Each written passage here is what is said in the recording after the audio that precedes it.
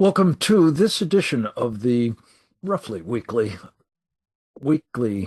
mostly, programs Um, of our Committee on the yeah, Present Danger, China, the webinar series that is devoted to raising the alarm about the Chinese Communist Party and its determination to destroy the United States of America. We focus in particular in these programs on the various forms of unrestricted warfare that the CCP, as it's known, has engaged in for decades, and the success they have had in both reducing the power of the United States in various ways, but also in terms of transferring power, economic, political, military, and strategic to the Chinese Communist Party, to the net detriment, of course, of not just the United States and its people, but the world more generally. We're going to be talking today about a very interesting moment in which the Chinese Communist Party is in serious trouble. This isn't the first time in its long and sordid history of misruling the people of China, 100 million or so of whom they have murdered in the course of that misrule. But this is one of those moments when, as has been the case on several different occasions in the past, the United States might step in, whether that's the intention or otherwise, and help perpetuate the Chinese Communist Party and thereby enable it to persist in its pursuit of our destruction. It's hard to imagine a more undesirable outcome, but it may well be in prospect, in part because in the next week, the President of the United States, Donald J. Trump, will be traveling to Beijing for the purposes of having a summit meeting with the dictator of Communist China, Xi Jinping. The purpose of the meeting will be the subject of comments from some very, very thoughtful, knowledgeable China experts and other members of our Committee on the Present Danger, China. They will also be addressing the question of, under the present circumstances, how will Donald Trump's visit to China be perceived by the Chinese Communist Party? What might the upshot of the meeting be? And if, as I personally believe, and I think our committee does, the meeting is potentially quite fraught for the United States, if various things could go wrong in its course, how can that danger be mitigated? Uh, the most important of those risks, it seems to me, being that Donald Trump will, again, wittingly or unwittingly, find himself propping up the CCP. To our great detriment, yes, again, but to that of freedom and people who either prize it, enjoy it, or yearn for it worldwide. We're going to begin the program, as we often do, with comments from a member of the intelligence community, now retired, but someone who has served with great distinction in the United States Navy as a professional in that community, rising to the rank of captain, as well as the chief of intelligence and information operations for the U.S. Pacific Fleet. His name is Captain James Fennell, United States Navy.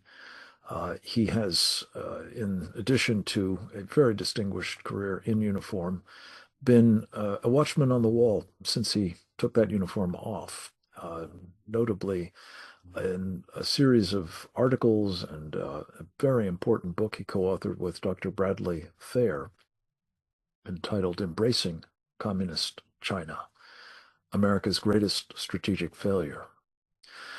I caught up with Captain Fennell for the purposes of his contribution to a television program I host called Securing America on Real America's Voice. And we have, with his permission, excerpted a portion of the interview that we did the other day for this purpose, to provide a bit of, well, intelligence, context for the summit meeting next week, and some of the dangers that could well be associated with it. It's kind of level setting interview, and I hope you will find it very informative and thought-provoking. Let's go to the video with Captain Fennell. The summit is obviously very important to President Trump.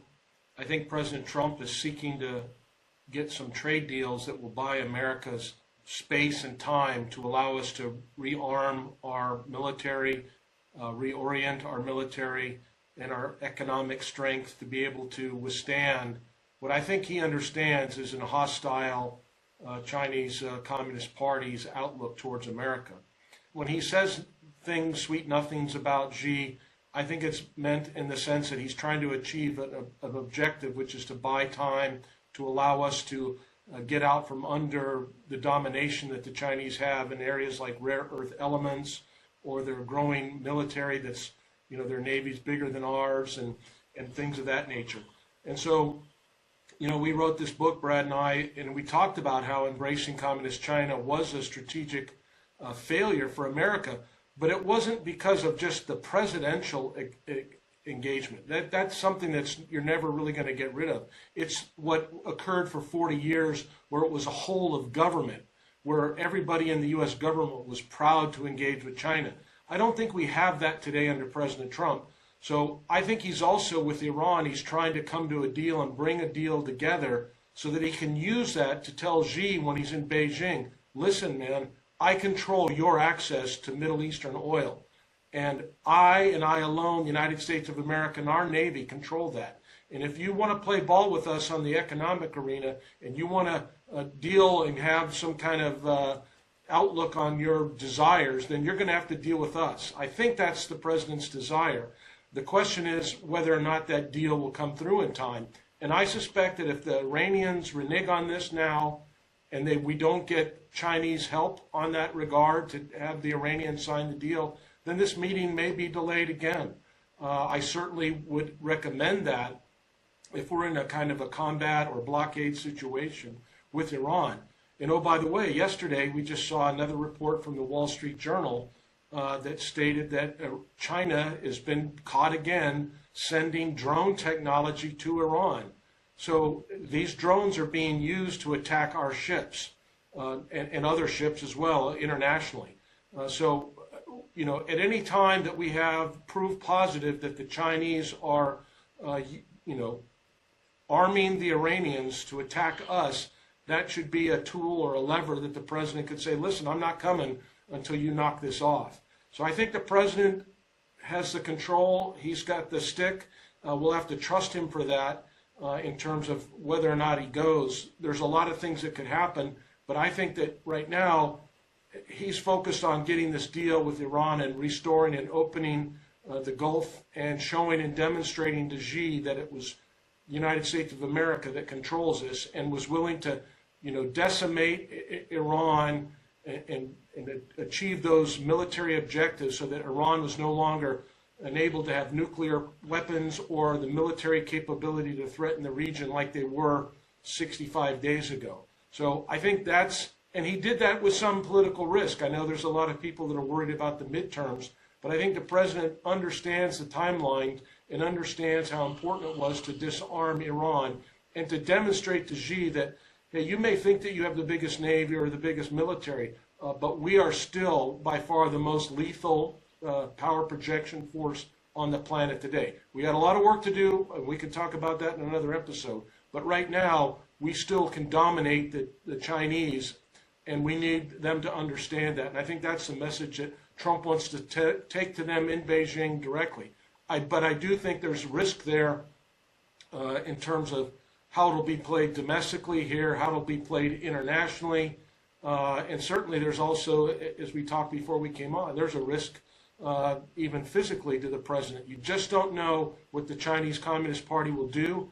They are opposed to us ideologically. They detest America. They hate America. They want to see us destroyed.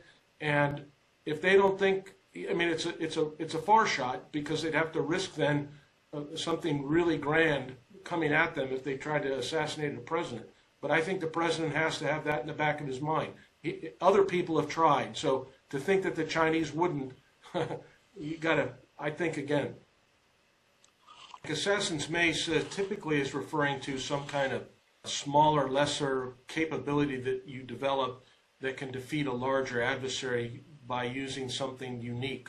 And I think if we go back 25 years ago, 20 years ago, we were largely talking about these anti-carrier ballistic missiles. This idea that they could launch a single ballistic missile of 9,000 miles, 2,000 miles at a carrier and sink it with a single missile. So that's traditionally what people have thought in assassin's mace. But I think if you go back and look at, quote unquote, 5,000 years of Chinese history, assassin's mace comes in a lot of different ways. Poison jumps to my mind probably as one of the top things that have occurred in the Chinese history in terms of the change in emperors and ruling dynasties. So it does seem far-fetched. I know some people will scoff at it, but again, as I said in the prior segment, 3 people have tried to kill the President of the United States in America. And they have what I would say are communist ideological outlooks, worldviews. And so the Chinese Communist Party clearly has the communist outlook and worldview. And so we cannot dismiss it. So I know that the Secret Service and the military and those that go with him, there's already been reports that we've already had. I saw a couple of days ago, already had 4 C-17s fly in preparation for the visit. So there'll be a lot of security there, but still, it's not without risk. And oh, by the way, maybe it's not an assassination, but what happens if they're able to read and intercept his communications as he's being briefed on the status of the conflict in Iran or something else? So these kind of visits are always at risk, and the Chinese will, play hardball in terms of what we're allowed to do on their soil, and we just need to be very, very careful of it. And I think if the president doesn't feel comfortable, or if he thinks there's something not right, he knows better than anybody else. He's the kind of person who'll say, sorry, I'm not coming for this and this reason. So I think we just need to be careful about that. And as you said, in the arc of history, President Trump is, we've only had, George Washington and Abraham Lincoln, and I'd throw in maybe a couple others, Calvin Coolidge. But I mean, rare people in our history, and the idea that he could be taken out is not off the table for the Chinese Communist Party. Kevin Fennell, thank you. A very sobering assessment, and one that I think has to be taken seriously, given the murderous character of the Chinese Communist Party and the determination that I think it has demonstrated amply of its desire to undermine not just America, but the Trump presidency in particular. In fact, a couple of aspects of that come to mind and bear, I think, mentioning in this connection, that we've seen the Chinese communists undermine the president in his first term with a biological warfare attack. They clearly did so in reneging on a trade deal with him, and not least, they have been continuing to murder Americans with fentanyl, a blight on, this president, among others, as well as, of course, the American people. So would they take that step? Very much unclear, but could it be the case that if they are at war with us, this, an accident, presumably, could be engineered and must not be discounted, furthering, I think, the cautionary note that we're sounding here with this webinar. We're going to hear next in that connection from a man who has also studied China closely, in his case, quite literally from his principal location in Japan. That would be Colonel Grant Newsham, United States Marine Corps retired. Colonel Newsham has the distinction of having not only served our country in uniform, but also as a Foreign Service officer in our embassy in Tokyo. He has been a businessman forward deployed in East Asia for many years. He is these days a senior fellow with the Center for Security Policy, also an author as well as an essayist. His best-selling most recent book is entitled When China Attacks, a Warning to America. We spoke with him for Securing America as well earlier in the week and are very pleased to be able to present a clip from that interview at this juncture. Let's go to Colonel Grant Newsham. As we're looking in the next week or so at the President of the United States going to communist China in a manner that I'm afraid, no matter what his intentions are, will be perceived by the Chinese as in the role of a supplicant. This is kind of how they see things. You know the Chinese Communist Party well. You've monitored their behavior for a long time. Would you say that we are, as we speak, at war with Communist China? And if so, is it advisable for the president to be making this trip? Well, the Chinese will tell you they're at war with us. I would suggest to anyone, just read the English translations of the Chinese press.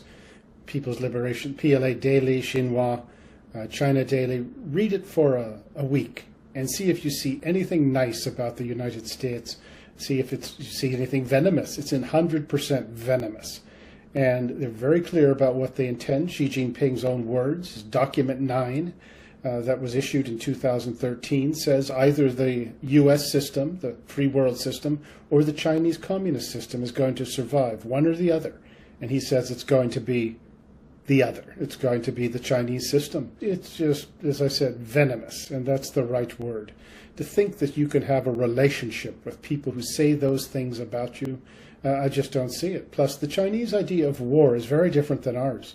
We think it doesn't begin until the shooting starts, and because we're Americans, we think if we just sit down and hash things out with people, we can work out any problem and that they will come to like us.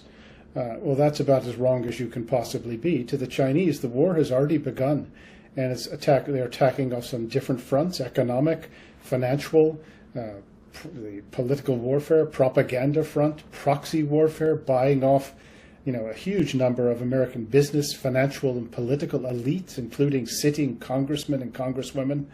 To them, that's the attack. And there's drug warfare. And that is really the litmus test when it comes to how China regards the United States. Because the fentanyl, which has flowed into the United States since 2013 in large amounts, all comes from China. They could stop it in an afternoon. Well over 800,000, yes, 800,000 Americans have been killed by this. And that's just the dead. The wounded, the ones who are zombies, cannot function. That's at least 10 times as many. Now, what has that done to the United States? Well, that's like taking 3 or 4 divisions of Army or Marines off the battlefield every year. Most of these people are people of military service age who might join the military. And think of the economic effects, the social effects, the psychological effects on America writ large. And if that is not an act of war, what is? And you will also note that the Chinese have received no punishment for doing this. None. Not even from Trump #1. From that, and they were the best on dealing with China that there's been. So I would suggest that this very much is evidence that China is at war against us. Should President Trump go to meet them under those circumstances? Well, he should go first get permission from some of those people whose children have died from fentanyl and see what they think about it. So I wouldn't be going if I was him. I'm not the president, however, and he is, and he may think that it's useful to go talk. Maybe there's some advantage to be gained from it, and I don't know what his advisors are telling him. but one would hope that his advisors are giving him some sort of straight guidance about what the Chinese regime is like, what it intends to do. And once again, when another country kills, we're getting close to 1 million of your own people. You might sort of think, well, maybe they're not our friends. Maybe there's no deal to be cut by talking to them. So I wouldn't go, but I'm not the president. Yeah. Let me turn to Iran quickly, because as you know, the Chinese are also putting, well, precursor chemicals in for rockets that the Iranians would use to kill other Americans, some of whom are actually in uniform at the moment, as you have also been monitoring closely. This would be another tell, would it not, that we are, in fact, not just experiencing the unrestricted warfare in these other areas that you're describing, but in a very kinetic sense as well. That's right. But you could argue, at least, well, this is what countries do. And it's not. This isn't the first time, but at the same time, they're doing it. And they are trying to help an enemy of ours, so why should we go meet with them and pretend that everything's just fine? That I don't understand. We really have not put anywhere near the pressure on the Chinese, and particularly the Chinese top leadership, that we could. You may say, well, they've got us by the throat with their rare earth controls over us and our dependency on pharmaceuticals, and that's sort of true. But at the same time, we've got a lot of advantages over them if we would just play it. But for some reason, we won't defend ourselves. Thank you, Colonel Newsham. One more interview from our program, Securing America, makes possible another important contribution to this program. Charles Sam Faddis is another distinguished patriot and freedom fighter who served his country with great distinction. In his case, as an Army officer, as an Assistant Attorney General out in Washington State, and also as an undercover operative of the Central Intelligence Agency for some 20 years. Sam Faddis is these days the proprietor of an extraordinarily important online resource called And Magazine. You can find it at andmagazine.com. andmagazine.substack.com. You can also find his works in places on bookshelves, both fiction and nonfiction, including notably Beyond Repair, The Decline and Fall of the CIA.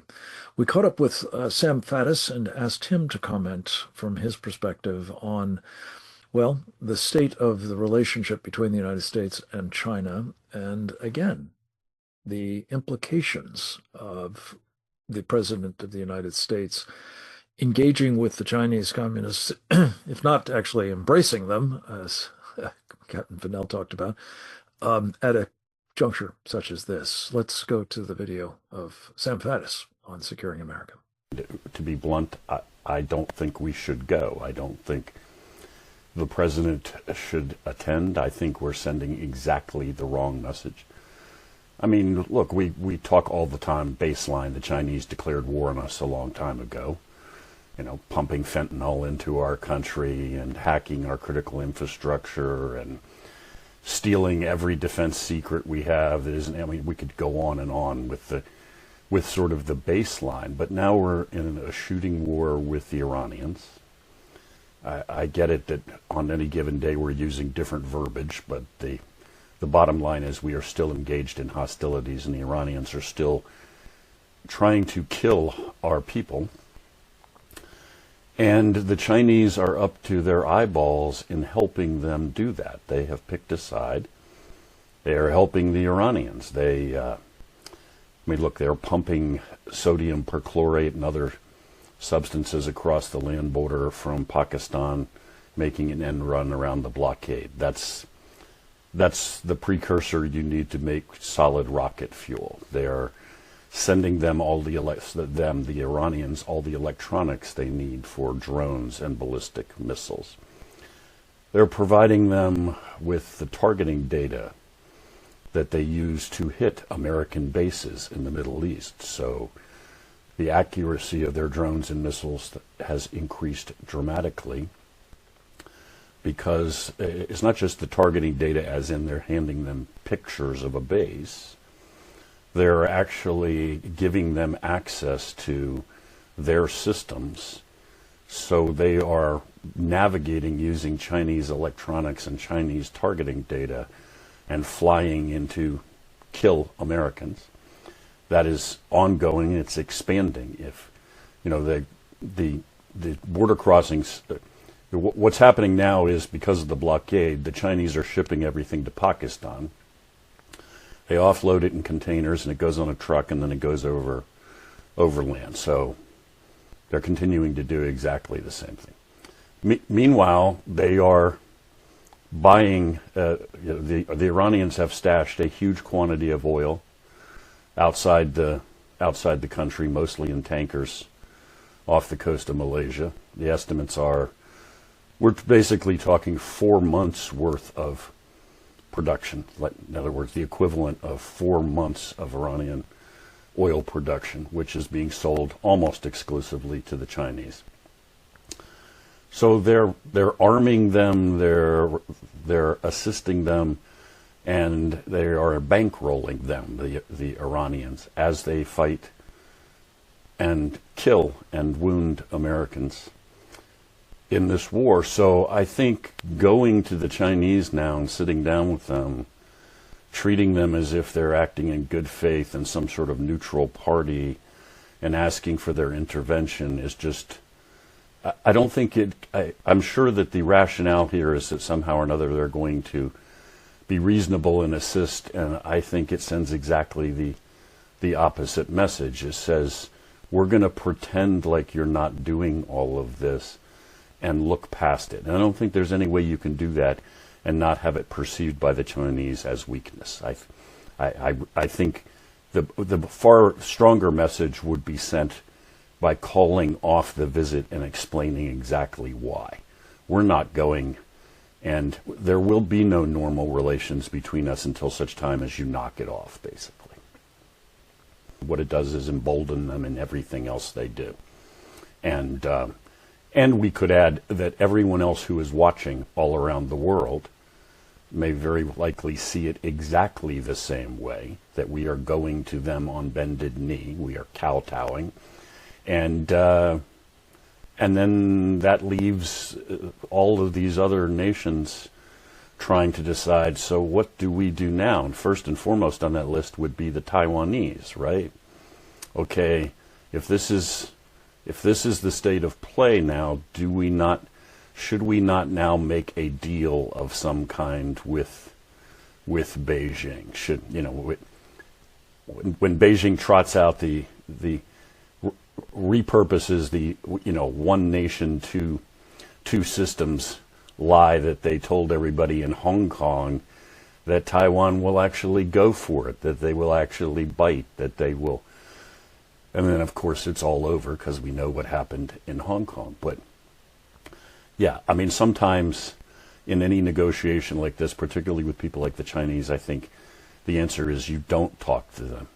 If you were already sitting at the table, you just stand up and walk out of the room, or you cancel the visit. I think that's the loud message that needs to be sent. Sam Faddis, all I can say is amen. Thank you for those very important insights, which taken together with the previous presenters, I think articulate very powerfully just how fraught this meeting is, how susceptible it can be to misperceptions on the part of the Chinese Communist Party, and perhaps conduce to breathing new life into it at a very difficult moment in its trajectory. To talk about that difficult moment and the implications of it for the CCP, as well as the people of China, and perhaps for the rest of us as well, I'm very pleased to welcome a woman who is a member of our Committee on the Present Danger of China, who knows firsthand, by very hard experience, the nature of these communists in China. She was a political prisoner at their hands before she made it to the United States. She is now an American citizen. She is a PhD trained at Harvard University. She was the branch chief for the Voice of America some years ago now for China. She has been a documentary filmmaker, including of the film Chinese POWs in Korea, Trump and America's political earthquake, and Sisyphus, the epic story of resistance.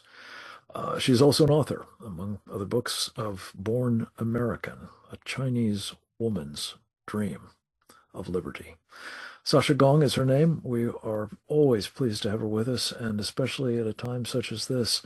Sasha, your insights into both how we got here and the moment we find ourselves in, and the prospects going forward with China is extremely welcome, and we're happy to have you with us live. The floor is yours, ma'am.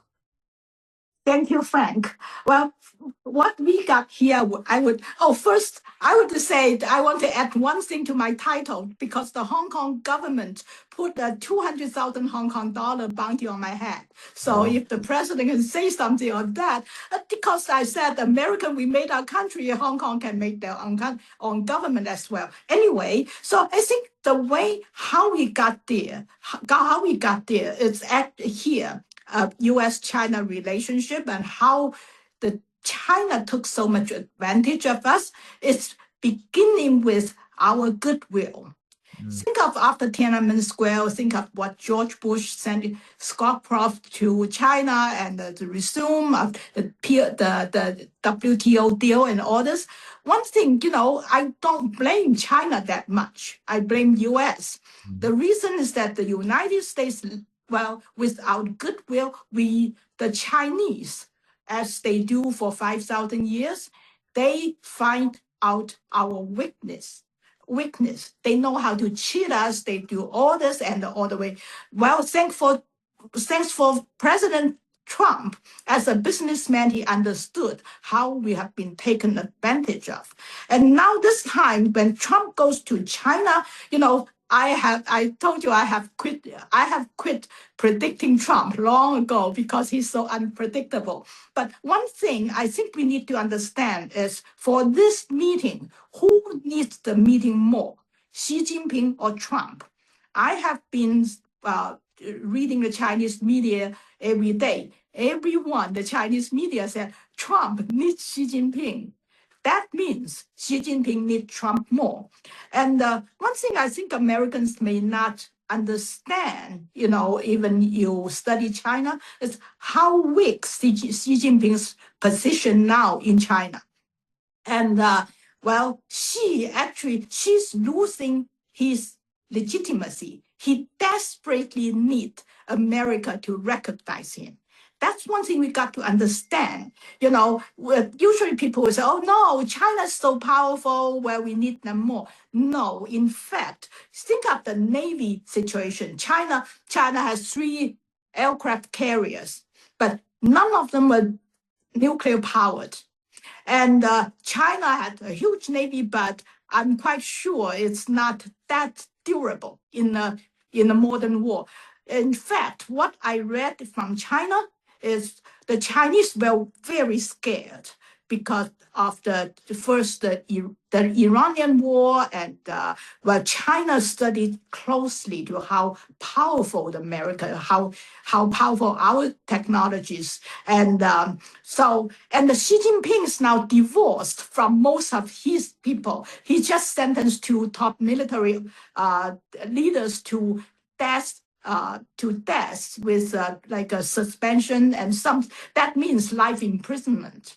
So Xi's position is very weak, and China's economy is weaker than ever if you compare the past 20 years. And China, think of last year, China's export to U.S. reduced by 20% or more, and people got to understand how much China rely on that export.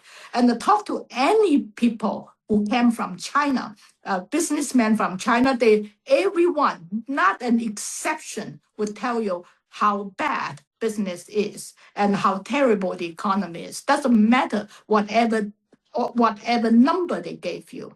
So, when Trump goes to China, first, this is a very short trip. I'm very glad it's a short trip. It's not a long trip.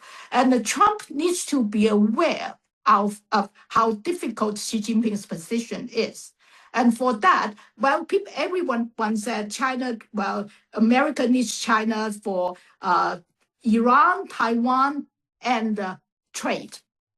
Okay, first, trade. China is in a very weak position. That we got to understand because, China overbuilt its supply chain.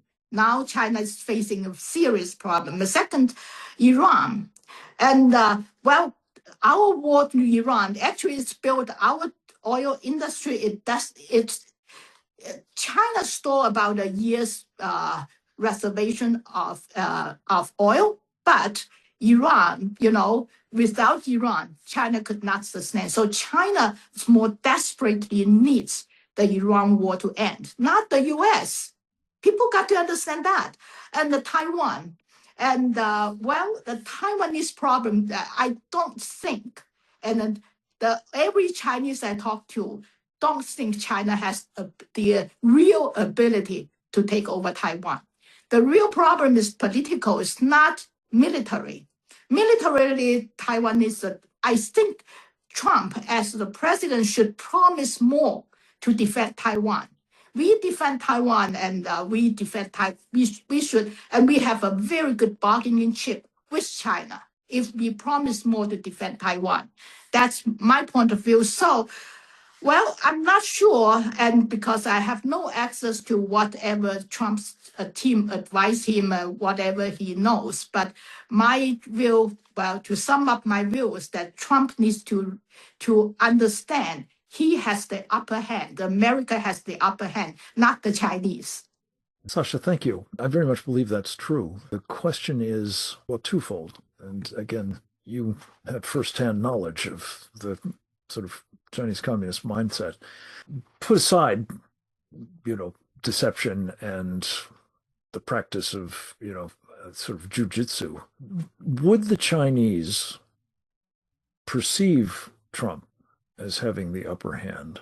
Or is it their notion that by virtue of, among other things, him coming to Beijing, like supplicants have done, throughout history, him seeking presumably to offer certain inducements, for example, perhaps for Chinese help mediating the crisis with Iran, the war with Iran, that he is in fact in an inferior position, or at the very least, that they can exploit that sort of aspiration on his part to have both good relations with China and perhaps get actual assistance from Xi to the great advantage of China at a, as you say, a fairly desperate moment for the regime. Yeah, my view is that in the China side, as we said, all politics is local. And in Chinese, all politics is internal. So I think she knows Trump has the upper hand, if you look at the gesture and the way. And but she wants to present himself to the Chinese people that he has the upper hand. The problem is that our media is helping the Chinese to make that presentation, to create that image that China has the upper hand.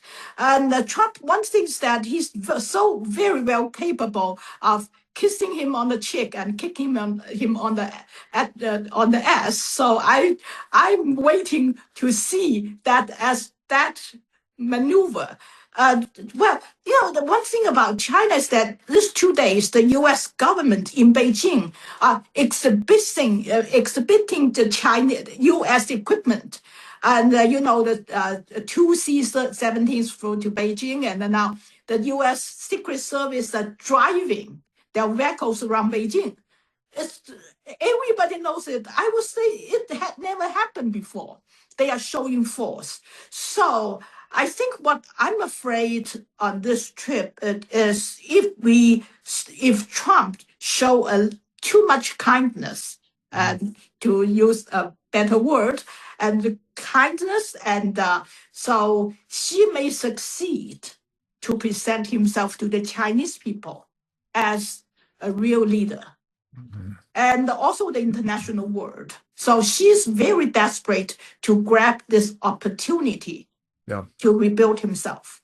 Well, and this brings me back to something you touched on in your remarks, namely the intervention, really, by George H.W. Bush in the aftermath of the Tiananmen Square massacre, dispatching his national security advisor, Brent Scowcroft, to Beijing, essentially to communicate to Deng Xiaoping in as many words, it's business as usual as far as the United States was concerned. There would be no penalizing of China for the massacre in that square, no deviation from the notion that it's in the vital interests of the United States to continue to enrich China, to provide technology, including militarily relevant technology, and otherwise affirm the legitimacy of the CCP when it was facing some very significant pushback from the people of China at the time, most obviously in the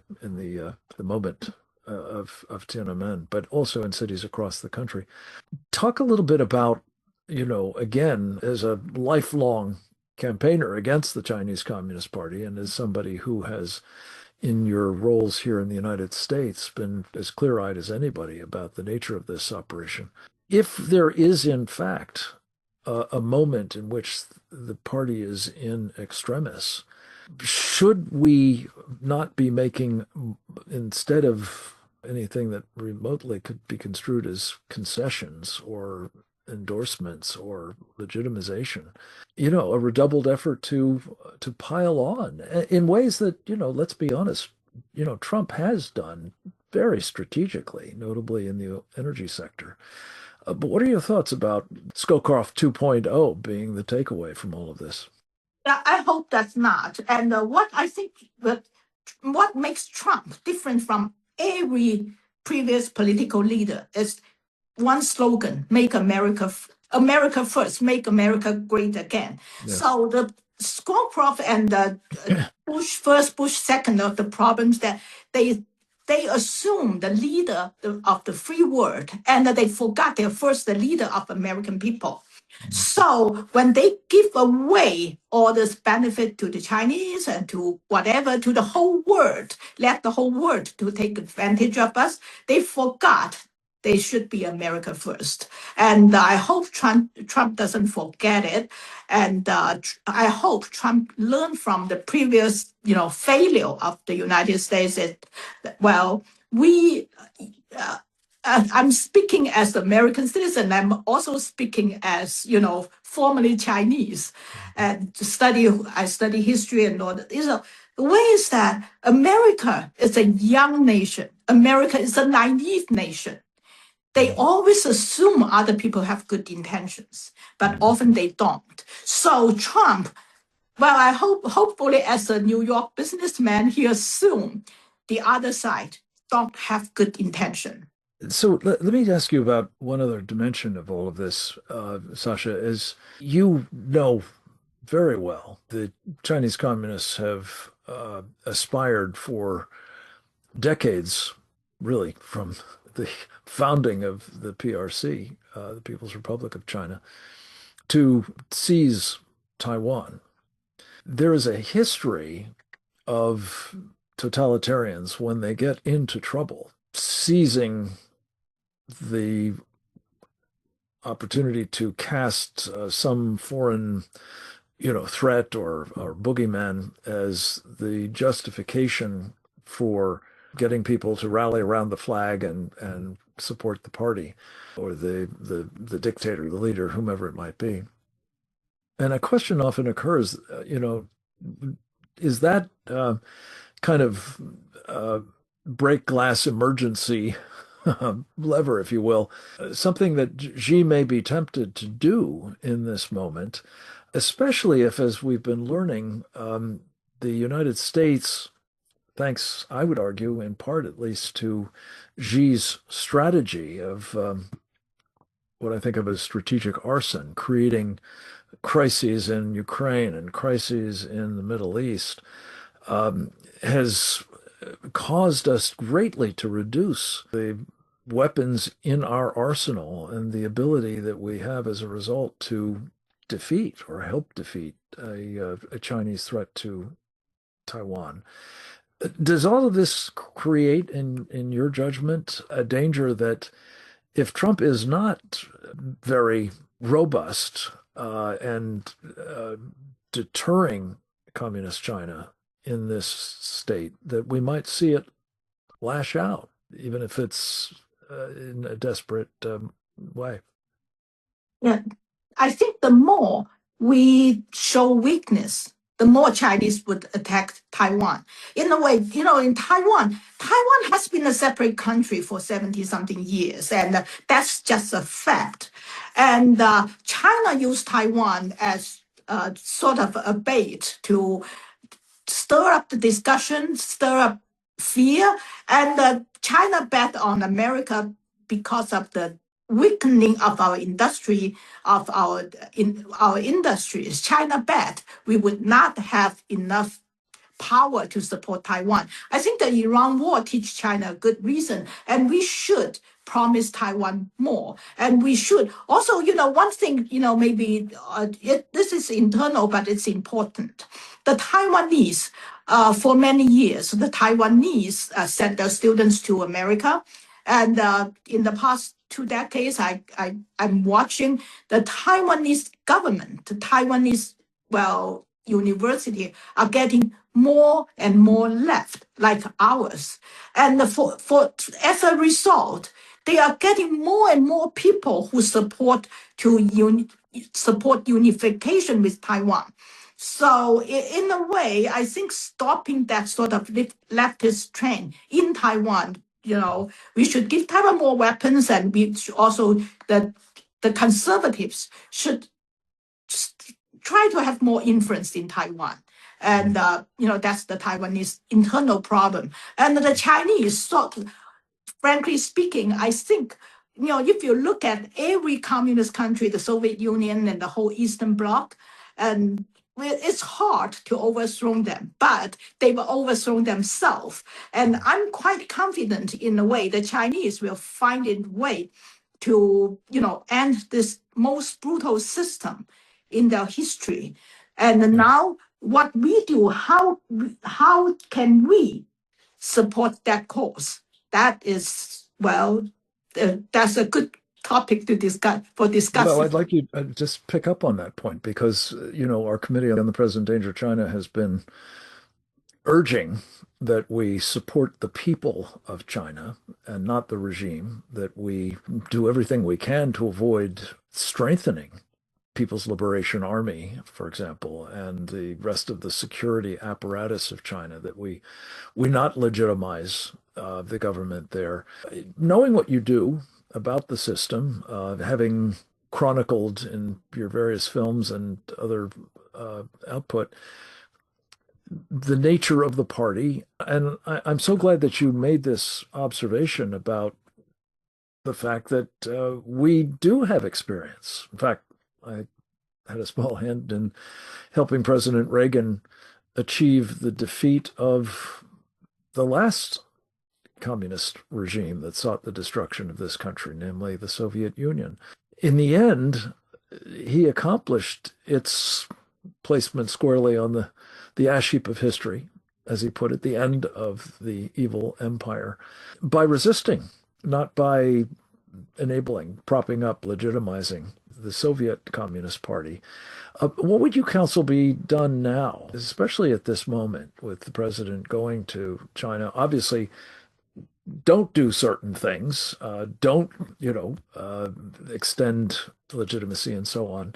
Don't provide financial support. Don't invite, I would argue, more Chinese nationals to come here, whether as students or in other capacities, because that's an internal security problem. What would you counsel, though, that he actually do if the goal is to free the people of China in our time? To me, we got to understand what the Chinese are doing now. And I have been talking to people, I'm just been trying, I'm a little bit frustrated on this, is we talk about the Chinese great propaganda system, and very few American government especially understands how China is operating now. Look at this, usually we're talking about 10 years ago, you see China put a lot of money in, say, Washington Post, the advertisement, and the CCTV channel here, the GCTN, they call it, and they're still there. But recently, China, in the past few years, shift its money and its support to internet, to social media. Now, the Chinese, I do social media. I have about 300,000 people following day by day. Anyway, so what happens is that the Chinese government is now supporting the social influencers around the world, lots in the United States, to spread badmouth the United States a great deal. The way they support it, this is very cunning. So China, if you look at the Columbia study, you would know China has average, in Chinese social media account has about 11 billion with a B, not an N. 11 billion social media accounts. About them, 20 billion, 2 billion with a B are fake, are trolls controlled by the Chinese government. The Chinese government even mobilized its prisoners. Say the prisoners used to produce for market and whatever. Now the market is not so good. So they shifted to organize the prisoners as real people to make comments on internet, doing all these troll things. So we are talking about billions of Chinese social media, accounts. That if you are a Chinese send you out, okay, your mission is to attack the dissident movement, badmouth the United States, whatever. And the Chinese government would supply you with 1 million fans to begin with, say, or 100,000 fans, depends. And that they will also fund you with subscribers. Say if you have like a YouTuber, $10 subscriber, and they give you 10,000 subscriber, and YouTube takes 30%, and then they would have $70,000 to operate every year. There are hundreds of your account around the world, which actually somewhat, leading the opinion of China. That's a very dangerous trend. We have to do something on it. Sasha, in that connection, could I just ask you to speak? And again, you've spent a good part of your professional life in this country working in the business of informing and otherwise contributing to media coverage, traditional media, notably VOA, of course. But today, a prime source of news, we're told, for perhaps 150 million Americans is a social media platform called TikTok. And it's, supposedly going under some management changes and so on. But as I understand it, the algorithm and the influence in the content in this country, which is very different, as you know, from the content provided by TikTok in China. But it remains essentially subversive. It remains essentially another instrument of what we've talked about from the beginning of this program and throughout this series, is unrestricted warfare against the United States, is it not? Oh, yeah, it's against the American people. Think of it. TikTok is heroin to the mind, like the heroin to your body. Right. TikTok poison your mind. The way, doesn't matter what's the content. You can have good content, whatever, but the way it's the algorithm, it just make you addictive to that. And so I serve on the governor's appointment and serve on the Virginia Community College board. And I talk to a lot of young people. And everybody told me they got their information from, mostly TikTok and also other social media platform. I said, have you read the book in the past year? Have you read the full article? Have you? No. That is very dangerous for our young generation. And, everybody, like TikTok, they give you 2 minutes video, give you an opinion, and in sort of stir up some discussion, but none of them, very few of them have real content to make you think freely. So the problem of heroin, like you rely on, you depend on it. It also drug your mind and then make you feel dependent, and also, make you feel, take away your free will. It's horrible. It's toxic, I think is what you're getting at. And of course, it goes without saying, highly addictive. We're approaching the end of the program, but I did just want to ask you to comment on, just again, for calibration purposes, something that I spoke directly about with Colonel Newsham, and that is whether China is in fact at war with the United States, whether it is, hyperbole or actually literally true that it's the regime's purpose there is our destruction.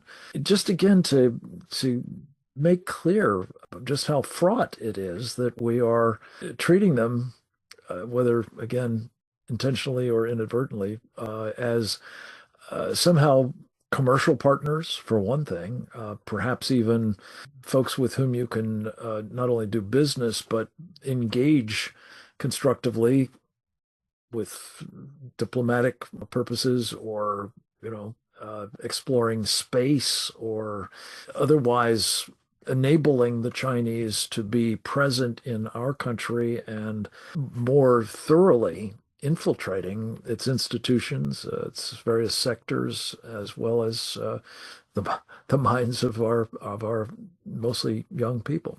Your thoughts, ma'am? Yeah, well, it depends on how do you define war. But if I have someone in the world who constantly think of undermining me, it's a wartime. To me, what unrestricted warfare the Chinese think? Information war? Yes, we are in information war. Are we in economic war? Yes. So if the other side constantly think how to undermine you, yes, we should say we have an enemy. Putting it mildly. I think destroy, and again, I know you know this very well, as somebody who monitors the Chinese media as you do. What Grant Newsom said about just reading the English language versions of what is put out, which I gather, at least on some occasions, has made a little less blatantly offensive compared to the Chinese or Mandarin language versions of the same, basic content.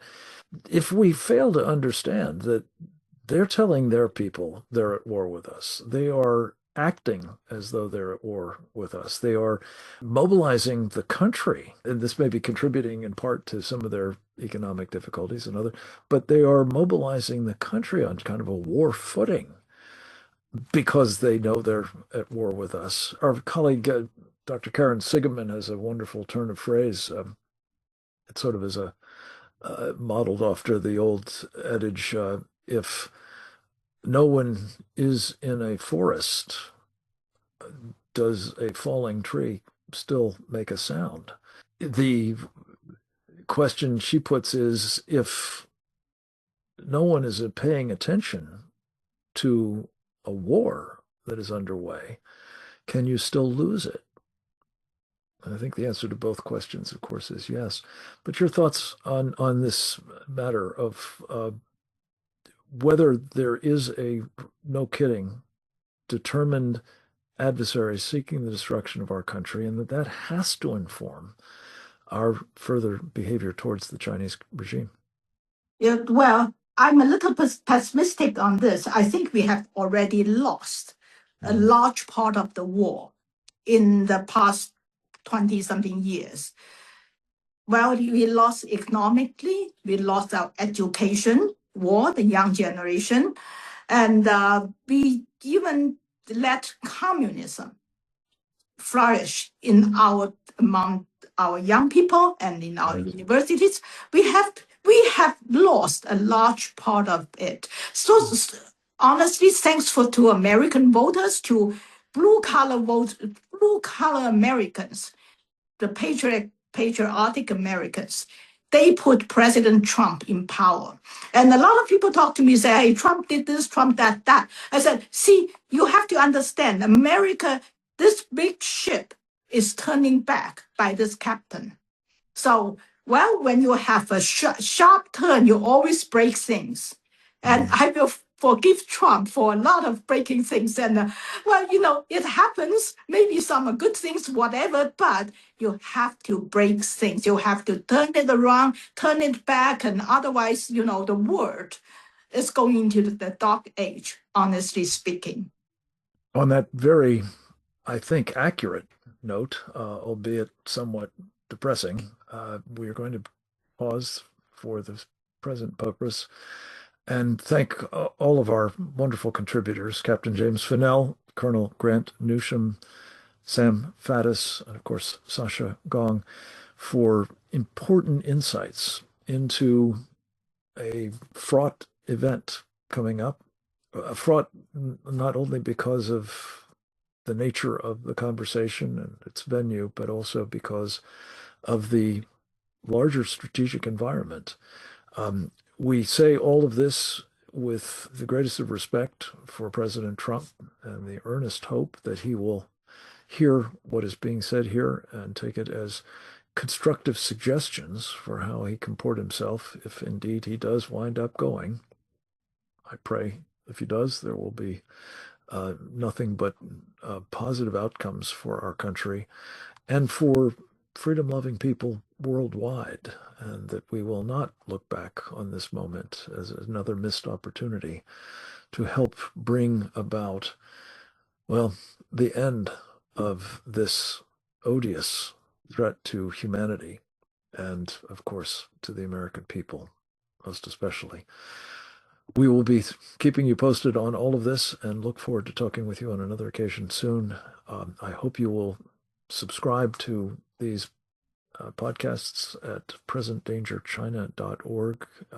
By so doing, make sure that you don't miss any of these programs.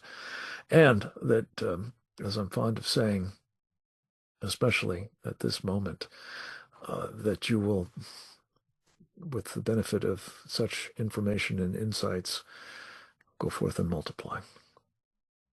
Thank you for joining us. Please pass on word of this webinar and the link when it is available at Present Danger China shortly. God bless you all.